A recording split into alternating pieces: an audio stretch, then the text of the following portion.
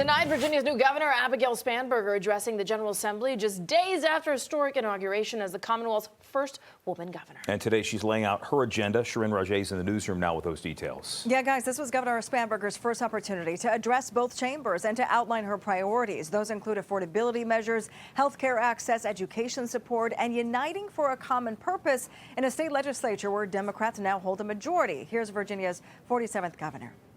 Virginians did not elect me to pursue a particular ideological agenda, nor did they elect me to settle scores or add noise to our politics. They did not elect me to grandstand.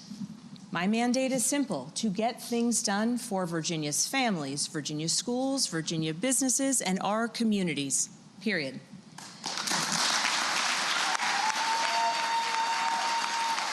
Yeah, Governor Spanberger's first address to Virginia lawmakers comes on the heels of a historic inauguration, making her the first woman to hold Virginia's highest office. She says it's a moment that took generations of effort. In her first 24 hours in office, Spanberger signed a package of 10 executive orders directing cabinet officials to find ways to reduce the cost of housing, health care, child care, energy, and other living expenses, with an aim to relieve pressures across the Commonwealth. She also rescinded a prior immigration enforcement order, clearly marking a policy shift from her predecessor.